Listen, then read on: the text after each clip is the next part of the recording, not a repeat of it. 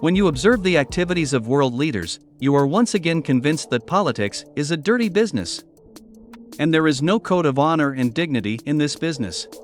You can be betrayed and framed at any moment.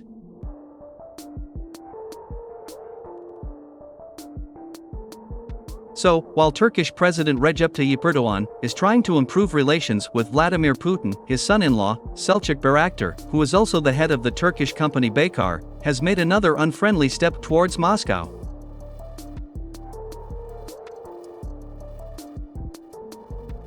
It turned out that on August 24, on the Independence Day of Ukraine, Erdogan's son-in-law personally arrived in Kiev and donated one attack drone, Bayraktar TB2, to the armed forces of Ukraine.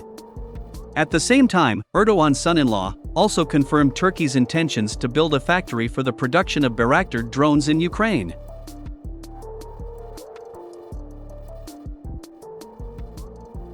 Of course, the head of the Turkish company Baykar could not have made such a step without the personal approval of the Turkish Sultan.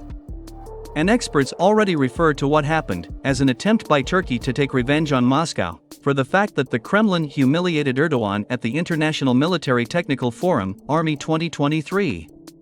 The fact is that this International Military Technical Forum, which was recently held in Moscow, caused dissatisfaction with Turkey.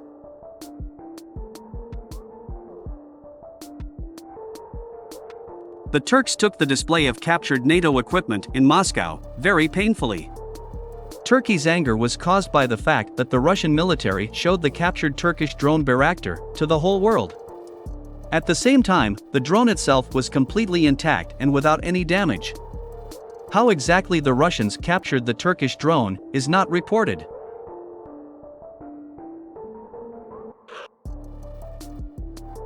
Most likely, the Turkish drone was intercepted and forcibly landed with the help of the latest Russian electronic warfare systems.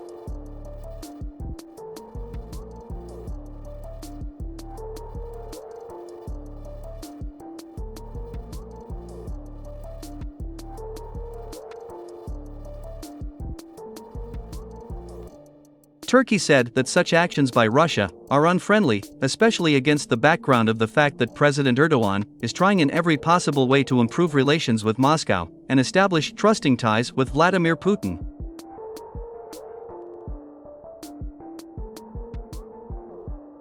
My friends, the anger and discontent of Turkey is understandable. The fact is that the current conflict in Ukraine has completely destroyed the reputation of the Turkish attack drone Bayraktar.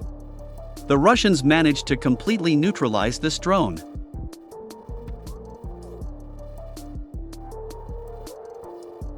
Moreover, the electronic warfare and air defense systems of the Russian army turned out to be so powerful that the armed forces of Ukraine were forced to use the remaining Bayraktar attack drones only for reconnaissance purposes, 100 kilometers from the contact line.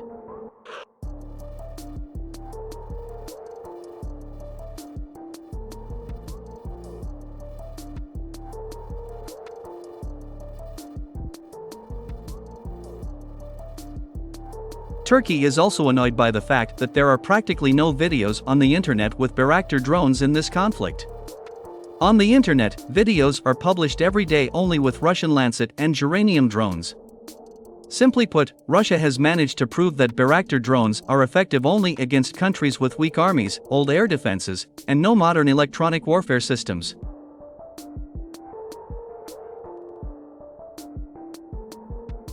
Moreover, experts also note a decrease in purchases of Turkish drones by foreign states. Most likely, Turkey now regrets that it decided to transfer its drones to the armed forces of Ukraine. Ankara believed that the Bayraktar drone would expect the same success as in the war against the Armenian army.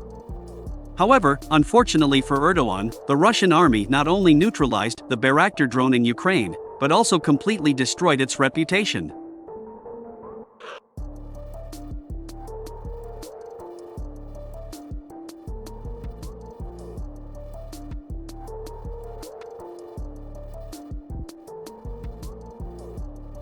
At the same time, experts also expressed their confidence that Turkey will not build a factory for the production of drones in Ukraine, especially after Russia destroyed the Motor Sich plant in the Zaporizhia region, which produced engines for all Turkish drones and helicopters.